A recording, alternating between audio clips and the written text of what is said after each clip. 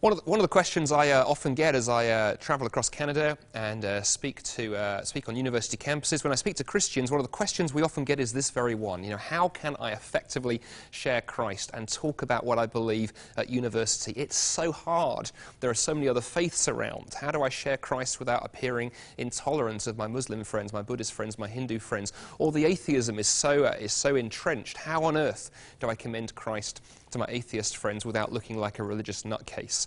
Well, we could spend a long time on this topic, but there are a few things I think I always like to begin sharing when it comes to this. Number one is this. We need to remember that the reason that people come to believe anything is not for intellectual reasons alone. So simply arguing with people is never going to convince them of the claims of the gospel. You cannot argue anyone into the kingdom of God in the first place. It's not biblical. It requires a work of God's Spirit in their hearts. But as we present Christ, as we present the claims of Christianity, we need to remember that people make decisions on three levels. They do so for intellectual reasons, they do for emotional reasons, and they do for pragmatic reasons. And we need to operate as Christians when we share our faith on all three levels. So number one, we need to be giving reasons why we believe what we believe. We need to tell people why we have the hope that we have. Secondly, we need to show how the Christian faith answers those great existential questions of the human heart. Questions of meaning. What is life all about? Questions of right and wrong.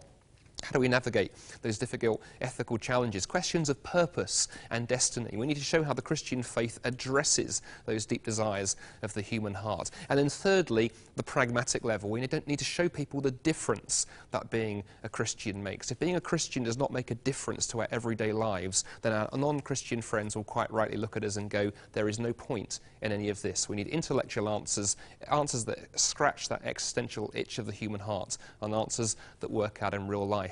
We also need to remember that our character needs to measure up to our words. People need to look at us and see a difference in us as Christians. If our friends on the university campuses don't see a difference in how we live our lives as Christians, they will rightly conclude that what we say is false. The Irish evangelist Gypsy Smith from the 19th century famously said this. He said there are 5 Gospels: Matthew, Mark, Luke and John, and the life of the individual Christian. Most people will not read the first 4. We need to be people whose words and whose actions measure up and who engage people with every level: intellectual, existential and pragmatic.